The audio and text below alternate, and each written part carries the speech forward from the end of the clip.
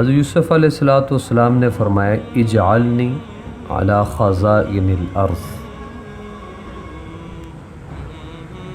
کہ مجھے مقرر کریں ملک کے خزانوں پر، انی حفیظ علیم، میں نگہبان ہوں، خوب جاننے والا۔ اس سے یہ بات معلوم ہوئی ہے، ایک مسئلہ پتہ چلا کہ اگر کسی سرکاری عہدے اور منصب کو انسان خاص حالات میں طلب کرے تو یہ جائز ہے، کہ یوسف علیہ السلام نے خزائن ارض کا انتظام اور ذمہ داری خود طلب فرمائی تھی، لیکن اس میں تفصیل ہے، اصول میں بتا دیتا ہوں۔ وہ یہ ہے کہ اگر کوئی یہ شخص محسوس کرے، اگر کوئی شخص یہ محسوس کرے کہ حکومت کا کوئی عہدہ یا منصب ایسا ہے کہ جس کے فرائض کو کوئی دوسرا آدمی صحیح طور پر انجام دینے والا موجود ہی نہیں، اور اپنے بارے میں اس کو اندازہ ہے کہ وہ صحیح طور پر انجام دے سکتا ہے، تو اس کے لیے تو ایسا عہدہ طلب کرنا نہ صرف جائز بلکہ فقہا اس کو واجب کہتے ہیں کہ اس عہدہ کی خود درخواست کرے۔ لیکن اس میں اپنا جاہ و مال یہ مقصد نہ ہو، مخلوق کی خدمت مقصد ہو۔ اس کا تعلق کو تو دل کی نیت کے ساتھ ہے نا، اللہ تعالیٰ تو دل کی نیتوں کو جانتے ہیں۔ تو ہمارا یہ شرطیں ہوں تو انسان سرکاری عہدے اور منصب کو طلب کر سکتا ہے۔ یہ جو حضرات خلفائے راشدین ہیں رضی اللہ عنہم، انہوں نے جو خلافت کی ذمہ داری اٹھا لی تھی نا، وہ اسی وجہ سے تھی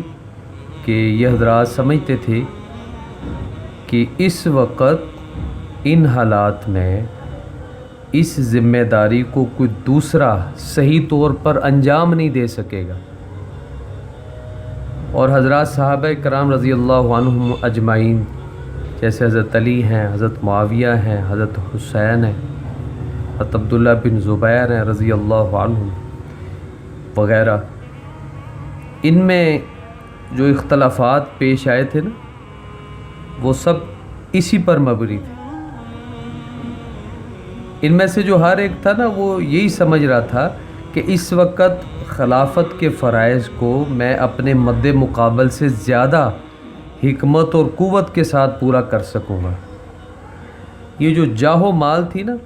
اس کی طلب کسی کا مقصد نہیں تھا۔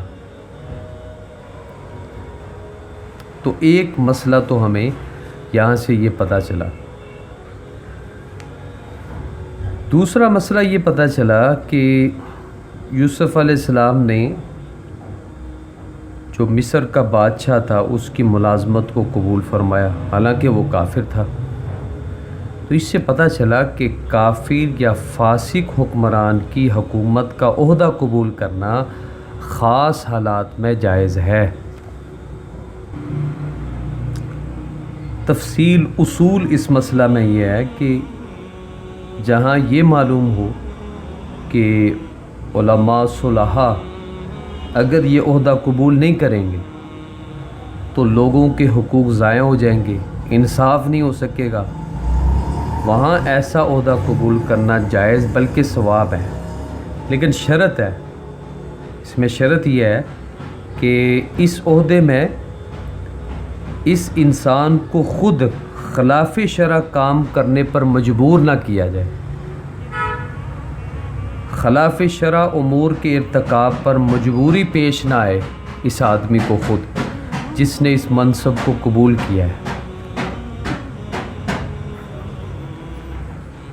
پھر یوسف علیہ السلام نے فرمایا انی حفیظ علیم، میں نگہبان ہوں، خوب جاننے والا ہوں۔ تو یہ تو اپنے کمال کی تعریف ہے نا، فضیلت بیان کرنا ہے۔ تو اس سے ایک یہ مسئلہ بھی پتہ چلا کہ ضرورت کے وقت اگر آدمی اپنے کسی کمال یا فضیلت کا ذکر کر دے تو یہ اپنی پاک بازی جتلانے کے حکم میں داخل نہیں ہے، تزکیہ نفس میں شامل نہیں ہے جو قرآن میں منع کیا گیا ہے۔ لیکن اس میں شرط یہ ہے کہ اگر آدمی اپنی کسی کمال یا فضیلت کو بیان کرتا ہے تو اس سے مقصد کوئی کبر، غرور، فخر یہ نہ ہو، تو پھر انسان اپنی کسی خوبی کو بیان کر سکتا ہے۔